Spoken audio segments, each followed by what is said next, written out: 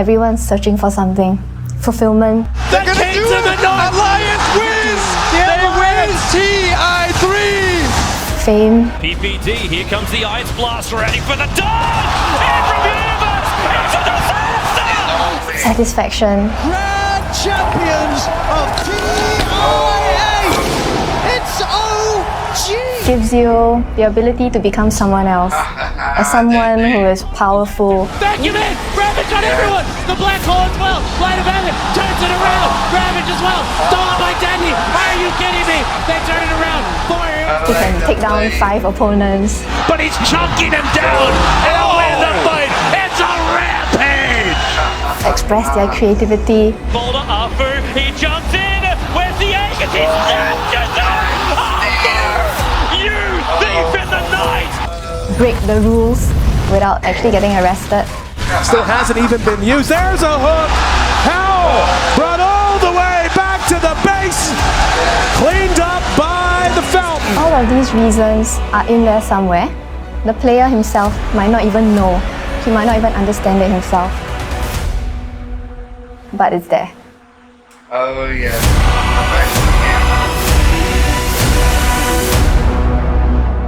The story of Dota 2. This is gonna make it. Defense of the Ancients, also known as Dota, was first introduced as a mod for Warcraft 3 Reign of Chaos back in 2002.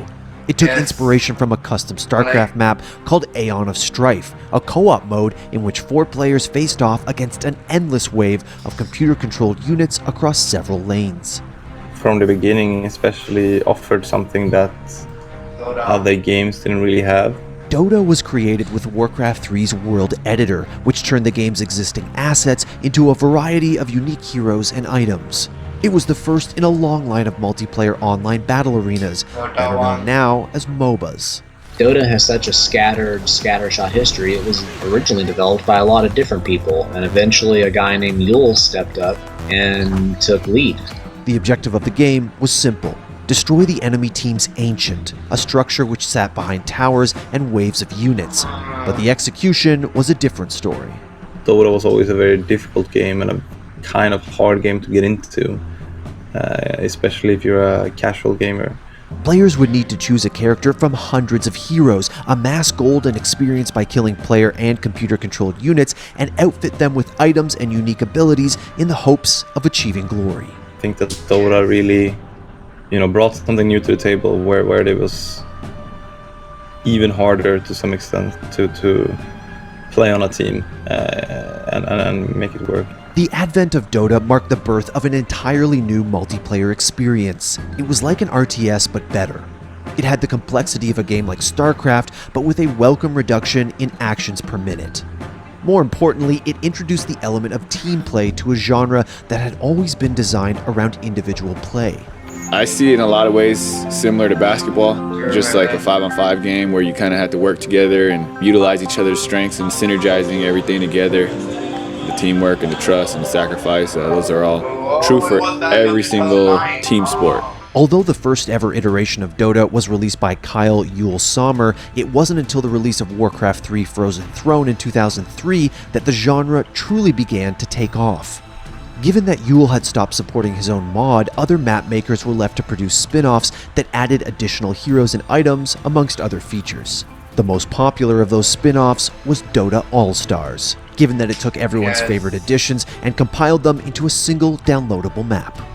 Everyone that played the game, everyone that had been part of it, saw something special in this game. All-Stars quickly established itself as Dota's quintessential iteration, and in March 2004, the map's development was taken over by Steve Ginsu Feek, one of Dota's most influential designers.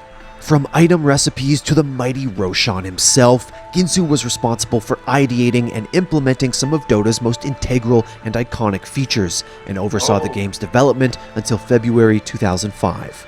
Then Ginsu handed over the reins to 2 of his longtime contributors. The first was Nikis, who, after making a series of significant contributions, eventually became disenchanted with the project. But the second would go on to become Dota's longest-standing designer, a mysterious, anonymous visionary whose real identity remains closely guarded to this day.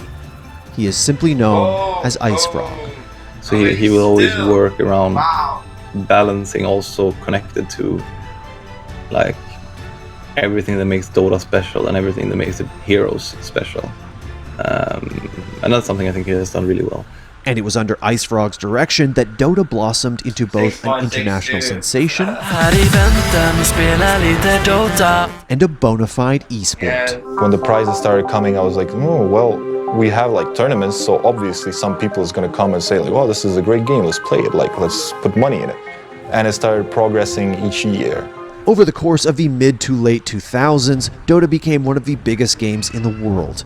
By 2009, the game's de facto community hub, DotaAllStars.com, boasted about 1.5 million registered users and received nearly 1 million unique visitors each month. The issue was that, technically speaking, Dota wasn't a game. It was a mod that couldn't be marketed, sold, or commodified since it was constructed entirely out of Blizzard-owned assets. But its earth-shattering success was too enticing to ignore. LOL. After founding Riot Games in 2006, Mark Tryndamere Merrill and Brandon Rise Beck enlisted the help of 2 veterans who'd worked on the original Dota to create and release the game's first spiritual successor in 2009. League of Legends is a multiplayer competitive session-based action RPG that is sort of considered the spiritual successor to the popular Warcraft 3 mod, Defense of the Ancients. Some very notable Dota figures or Dota community figures have key roles in the development of League of Legends. So Steve Pendragon Mescan, and then on the design side, Steve Ginsu Feek, and he's the gentleman who's really leading the design vision on League of Legends and has a very key role. Tensions arose in the community when, in anticipation of League's release, Pendragon, who'd been tasked with running Dota's de facto website, shut it down and replaced it with a banner promoting Riot's upcoming product. It's been alleged on several occasions that during this time, IceFrog had been secretly working with S2 Games, whose slightly more faithful Dota spin-off Heroes of Newerth was released in 2010. Ally yourself with the Legion or the Hellborn. To prevail, you must preserve your stronghold. Okay, Holy Ghost. IceFrog denied the allegation, claiming that S2 had merely asked him for permission to create a Dota lookalike, and that he viewed the competition as a good thing. I played quite a lot of HON, and I usually say that it was like Dota on crack or something like that. Like everybody's just going around on their rollerblades, being super fast, and the map felt smaller, and all the spells were instant cast. About a year after League of Legends' release, it and HON had cut Dota's website traffic by nearly half, with the former having all but dethroned Dota as the world's go-to MOBA. League of Legends is attempting to be the answer to those needs that the community is looking for, essentially looking to solve the pain points of Dota and to appeal to a much wider audience. The reason for this was simple. Compared to Dota, which was still running on Warcraft 3's engine, League was more polished, streamlined, and most importantly, a standalone title. It was also easier to play, as it either simplified or removed many of Dota's beautifully complex mechanics. It's a big focus for us in League of Legends to really try to lower the barrier to entry and to appeal to a much wider audience. The result of this simplification was twofold. On the one hand, League achieved widespread commercial success. On the other, it left a sour taste in the Dota community's mouths. They're trying to imitate what All-Stars already did, but they don't have the same creative process behind them, so you can't expect the same result. With League on the rise and HON becoming increasingly popular, the fear was that Dota, the game that gave birth to the MOBA genre, was on the decline, that IceFrog's genius would be wasted on an outdated mod. And it was then, when all looked to be lost, that the unlikeliest of saviors stepped in to make every Dota player's dream a reality. What does a hero truly mean? Yeah, jeez. That is for you to decide. Oh, yes. The Dota 2 board. In October 2009, IceFrog published a forum post announcing that he'd been hired by renowned game developer Valve to create a true successor to Dota. One that would keep intact all of the game's original heroes, items, features, and mechanics. And they contacted IceFrog, hoping that he would reply because they were game developers as well. And he started talking about what he wanted to do with the sequel, and they said, "Oh, we have a great idea. Why don't you come here to Valve and we can all build this together?" The only issue was its name. Since Defense of the Ancients was technically owned by Blizzard, Valve couldn't use it. The term Dota, on the other hand, was something that Blizzard was willing to look the other way on as long as it didn't stand for anything. But it was simple, weighty, and said everything it needed to. Dota 2. One is to build the sequel that Ice Frogs wanted to build for what he was doing with Dota, and then in addition to the tens of millions of people who are already playing that, is also try to figure out how to make the experience more accessible to new players. From the very outset, it was clear that Valve had given Ice Frog all the resources needed to create a worthy successor to the original Dota. Valve wanted Dota 2's debut to be big. So before the game had officially released, they decided to organize a tournament where the world's best Dota teams could simultaneously try out the new game and vie for the coveted Aegis of Champions. They called it the International. A tournament summoning the finest Dota teams from across the globe. The inaugural International was held at Gamescom 2011 and was single-handedly shoutcasted by Toby Wan Dawson. It's the first time we're going to see teams of this caliber assembled in one location. Everything about it sounded exciting, though not particularly out of the ordinary. Then came the kicker. Watch the forums go nuts, guys. Watch the forums go nuts. It is actually confirmed. It is off the frickin' hook. $1.6 million prize pool. The International wouldn't just be the biggest tournament in Dota, but the biggest tournament in the history of esports. We are now at the final day of the International Dota 2 Championships. It is NAVI. We have a one-game advantage sitting very, very sweetly in the grand final. Who will get a shot at the $1 million? The onslaught will continue. The mid tower is already being pushed. The tier 4 tower is going to go down. And running in right now is the rest of NAVI. They're running forward to $1 million. And they will get it. The GG is the call from EHOME. NAVI have just won $1 million. EHOME do take home $250,000 in second place. But NAVI are the champions. With the issuing of one check, Valve had made Dota 2, a game that wasn't even out yet, the single most lucrative esport on the planet. There's moments of esports that are landmark, and this is one of them in Cologne. And NAVI, the winners, you guys have just made history. The beauty of the International was in the message it sent. It told the world that Dota 2 wasn't just another esport, it was the esport. The only MOBA, the only game in which winning a world championship wouldn't just allow you to make a living, it would change your life. Prize money has always been a huge part of it, because when you can make so much money that it will change your life for the rest of your life, it brings a special kind of flair to it, I think. And what A happened? month after the inaugural International came to a close, Valve put Dota 2 into open beta, and unlike League of Legends, Valve didn't put playable characters behind paywalls, making Dota 2 an entirely free-to-play experience.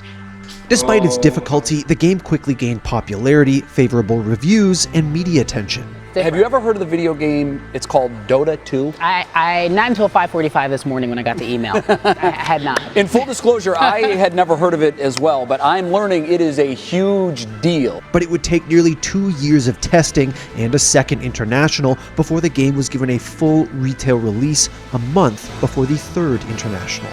Everything hangs in the balance. It all comes down to this. One more game, $2 million on the table. Winner, first place at the International, the Aegis, and the prestige of being the best Dota 2 team in the world.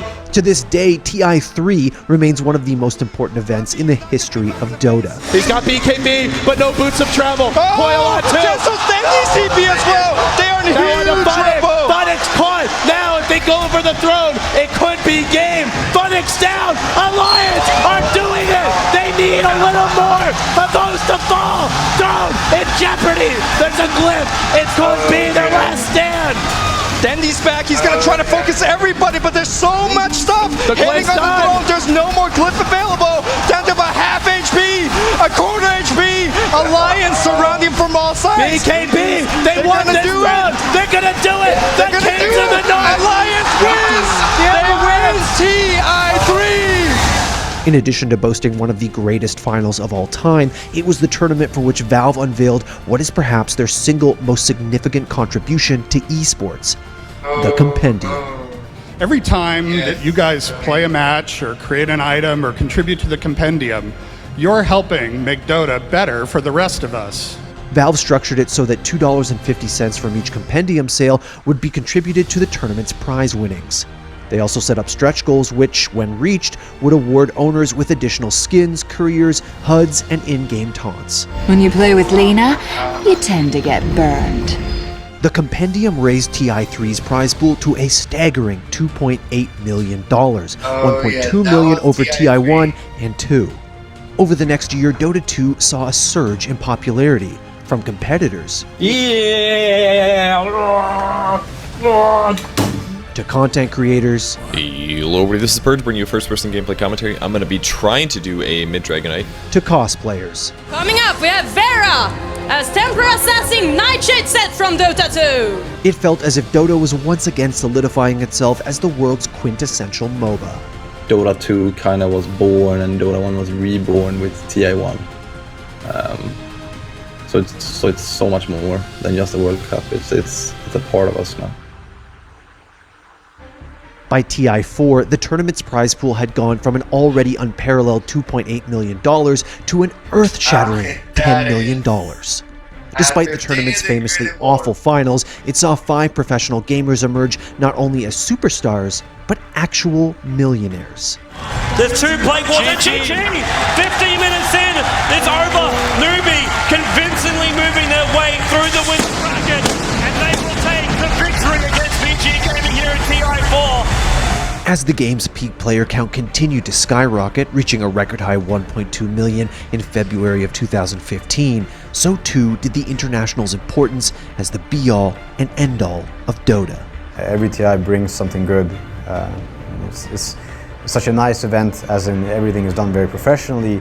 It's just about Dota, there's no other games, there's nothing else. Like, everybody's there for this game, the game that you've been playing for so long. Come TI5, the purse had shot up to a stunning $18 million.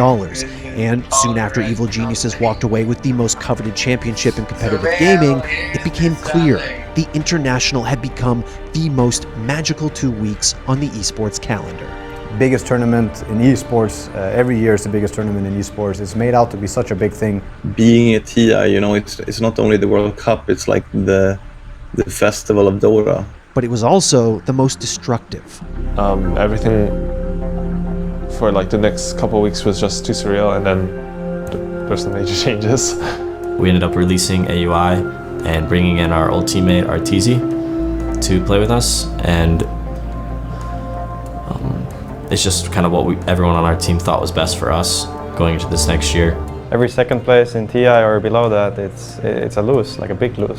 And if you're not a winner, then nobody's looking at you anymore. Everybody feels like they feel like nobody's except the winners. I feel that's how I think the season comes down to, at least. TI turned professional Dota into a never-ending sea of roster shuffles, a soap opera in which kicking and backstabbing were par for the course, a wild west in which player contracts, sponsorships, and friendships meant nothing. An esport in which literally everything revolved around a single tournament. Yeah, I mean, it's a very beautiful game, and it allows you to express yourselves in so many ways. And I think TI is the place to do it, because that's where everybody is also, you know, trying to show their best, like trying to really get themselves out there. Like, this is what I've been playing Dota for 10 years for. This is what I can do. Can you do it better than me? And then that's when the best team wins. It had become apparent that if Dota was to continue to grow, a redistribution of wealth was in order. It's first place, it's go big or go home. The big teams get big money, but the 9th to 16th place are nothing, and their salaries are not worth considering. While in sports, you have a salary that you can live off. That changing the lives of 5 players while the rest struggled to earn annual incomes wasn't a sustainable way to build a competitive infrastructure. Something needed to change. That is. Following TI5, Valve was determined to bring Dota to the next level. They started by releasing Reborn, the single largest gameplay update Dota had seen in nearly a decade. This is stuff we've been waiting for a long ass time. And they just wanted to amalgamate it into a giant-ass patch, which they have done. Nicknamed Dota 3 by the community, Dota's 7.0 update brought the game into the Source 2 engine, redesigned its user interface, introduced the first non-Dota All-Stars hero, and outfitted each hero with their own talent tree. Next, Valve unveiled the Dota Major Championships, a series of multi-million-dollar tournaments that would be scattered throughout the year, culminating in the International itself. OG have got it! They've got the TG out from Secret! OG, they fight all the way through the lower bracket and will be claimed the champions of the first ever Dota 2 Major live here in Frankfurt! With the help of Reborn, the introduction of majors, and the evolution of the Battle Pass, 2016 became Dota 2's single most successful year to date. As TI6 grew near, it felt as if the game's professional scene had achieved some much-needed stability, given that OG had won 2 of the 3 majors. OG are doing it, Liquid! They can't withstand the punishment! OG are the Manila Major Champions! Second time, the first ever team to repeat. And then, in typical TI fashion, none of the teams who were supposed to win even came close.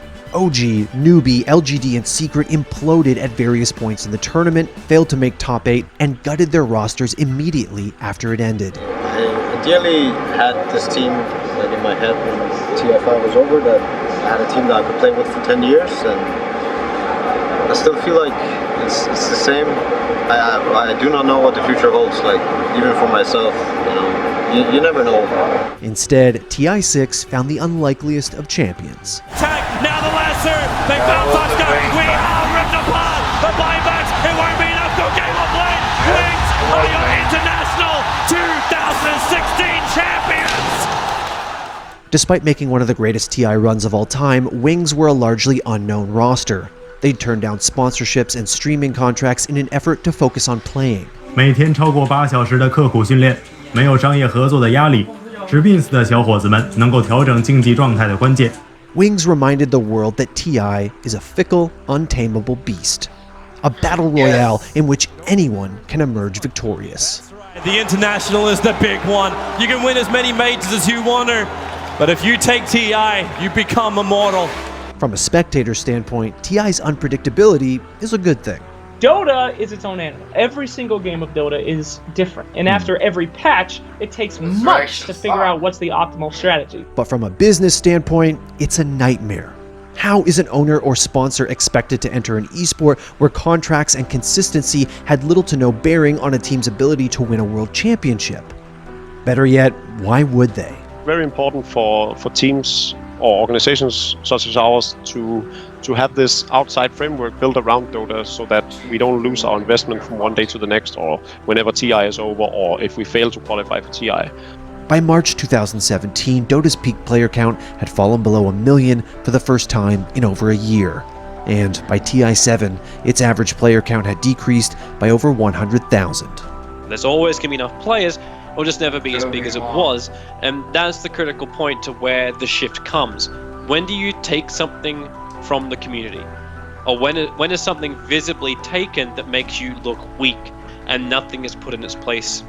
Much of Dota 2's initial player base had been made up of those who grew up on All-Stars, and after nearly 6 years, Valve still hadn't found a way to make the game accessible to new players. No! I don't have a CC, sorry dude, turn that off. Yeah, I just got fucking clapped. Really? One ability! Into war. One ability! From 2017 onwards, it became resoundingly clear that Valve had no interest in creating a franchise league. With the LCS and Overwatch League being framed as the future of esports, people started to wonder whether Dota 2 would have a place in that future. And then, in August of 2018, OG provided an incredible, impassioned reminder about what makes Dota so unique. We're 17. OG! OG! They've done it. They have done it. Done it. The power of flowers and friendship. I've done it here, ladies and gentlemen. Your grand champions of TIA! It's OG! Despite the primordial, monolithic status of All-Stars and the grand entrance of its near-perfect successor, Dota never became the biggest esport in the world. And chances are, it never will. But that's okay. Because if TI8 taught us anything, it's that Dota isn't about angel investors, 37 million, baby. car sponsorships, We just announced our partnership with Honda. or sneaker deals. Make sure to check out the website kswiss.com/immortals. It isn't about popularity. Wow, like why is that me? Or profitability. Dota viewers watching, your game's dead. Okay. It's about community. Dota is a game that unites everybody. It doesn't matter what country you're from, what race you are. It's kind of like a bond that is shared. Lakad matatag! Normally. I can't thank you enough for opening up yourself and your family and sharing your story with everyone. It's about challenging yourself. Oh, what's up, bitch? Ooh, we got him. Let's go. Woo! Big W coming out from the dragon! It's about capturing the hearts and minds of competitors and turning them into champions. Nice! It's about building an esport that's fueled by nothing except a pure, unadulterated love for the game. Holy shit! Holy shit! Yes, it is! Seb, come on, it's real! Seb! It's about making something out of nothing. The game is free to play, but it stays afloat because people love it so much. It's about loving this beautiful, unforgiving, genre-defining game so much that it becomes a part of who you are. And when you think about it, isn't that kind of the point?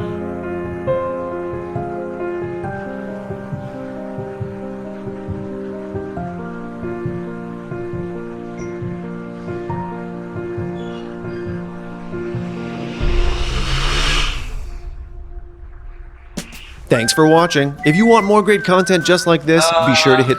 Well, yaar, the story of a Dota 2. I mean, मुझे इससे बेहतर मौका शायद मुझे ना मिलता इस के Dota 2 के पूरे स्टोरी को कवर करने के लिए. I mean, क्योंकि recently the international just got released. I mean, yaar, and it is keeping increasing. First day, $10 million. यार पहले दिन पे 10 million. Like I do see TI1 1.6, TI2 across like almost like a 2 million, TI3 यार किधर से किधर पहुंच गया था यार. I mean it was keep increasing day by day. I mean TI9 $36 million और ये TI10. I'm not sure what's gonna happen in this year यार. अगर मुझे कोई चार्ट मिलता है तो definitely I will gonna put over here so you can also see the increased value कि TI1 से लेकर जो है ना वो TI9 तक किस तरह गया और TI10 अभी कैसा जा रहा है यार. I mean that was literally a fantastic यार. I mean मुझे इससे अच्छा मौका शायद literally ना मिलता कि Dota 2 के ऊपर जो है ना वो स्टोरी के ऊपर मैं अपना रिएक्शन दूँ. डेफिनेटली मैं खुद पर्सनली Dota 2 खेलता हूँ. Dota 1 से खेलता आ रहा हूँ. I mean I since playing Dota 1 I think 2006 I guess so. और जिस तरह खेलने जाता था मैं मुझे पता है छुप छुप के जाना और छुप छुप के खेलना, गेमिंग सेंटर जाना यार. I mean that was heck of a pocket money जमा करके जो है ना वो वहाँ पे टाइम बोरो करते थे और अकाउंट बनवा के और Dota खेलते थे यार. That was that kind of a craze. हम पे सारों पे चिढ़ा हुआ था यार. अगर लिटरली मैं भी शायद कीप ऑन कंटिन्यू करता तो शायद जो है ना मैं भी थोड़ा बहुत इंटरनेशनल लेवल पे खेल रहा होता. बट